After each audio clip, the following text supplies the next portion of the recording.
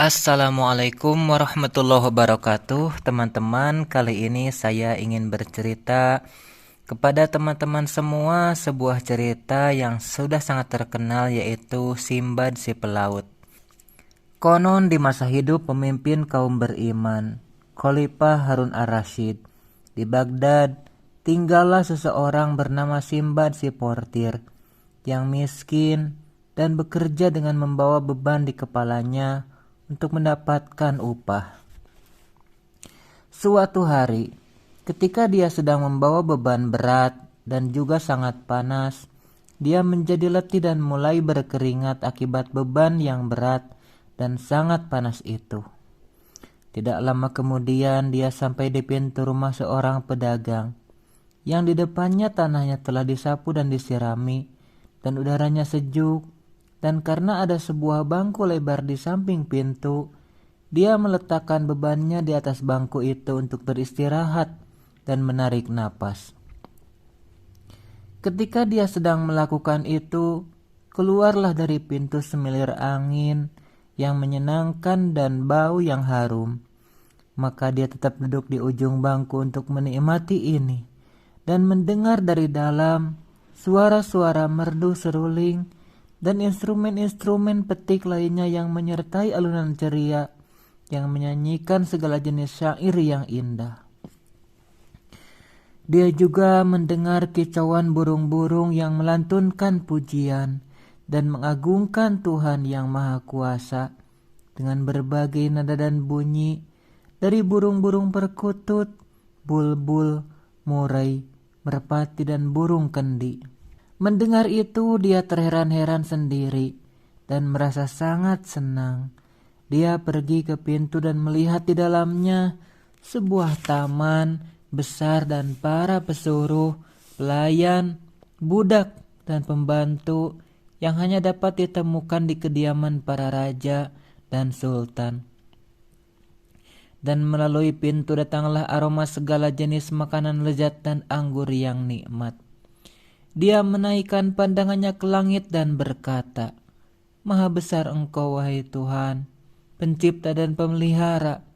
Engkau karuniakan kekayaan kepada siapapun yang Engkau kehendaki, tanpa perhitungan.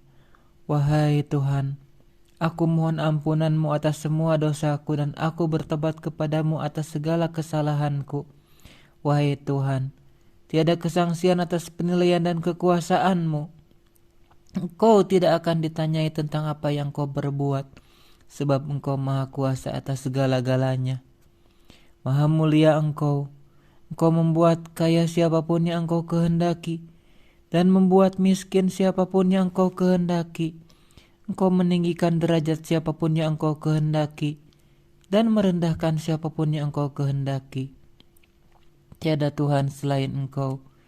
Betapa besar keagungan-Mu, betapa hebat kekuasaan-Mu, dan betapa baik Engkau mengaturnya. Engkau telah melimpahkan kebaikan pada salah satu hamba-Mu yang terpilih, sebab pemilik tempat ini merasakan kenyamanan yang senikmat-nikmatnya, menikmati segala jenis keharuman, makanan lezat, dan minuman yang segar.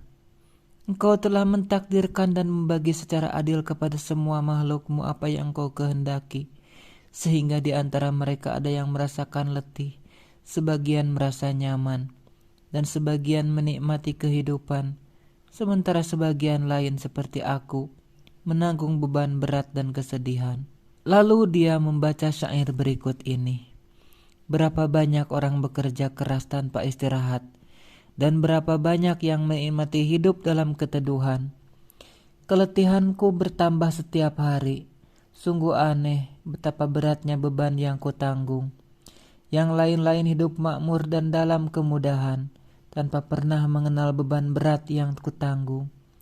Berada di tengah kemewahan sepanjang hidup mereka, menikmati makanan dan minuman dan kesenangan dan kemasyhuran. Namun semua makhluk Tuhan berasal dari jenis yang sama. Jiwaku sama dengan jiwa orang ini dan jiwanya sama dengan jiwaku. Tapi kami begitu berbeda, yang satu dari yang lain, seperti cuka berbeda dari anggur. Tapi wahai Tuhan, aku tidak meragukan jalan-Mu. sebab Engkau bijaksana dan adil, dan seluruh penilaian adalah milik-Mu semata. Ketika si portir itu selesai membaca syairnya dan hendak mengangkat bebannya dan meneruskan perjalanannya, seorang pelayan muda berwajah tampan dengan tubuh bagus dan pakaian mewah keluar dari pintu, memegang tangannya dan bertanya, "Masuklah dan bicaralah dengan tuanku, sebab dia menanyakanmu." Portir itu ingin menolak tapi tidak bisa. Dia meninggalkan bebannya pada penjaga pintu di ruang masuk dan memasuki rumah bersama pelayan.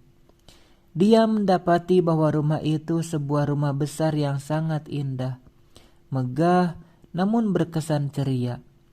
Lalu dia sampai pada sebuah aula besar.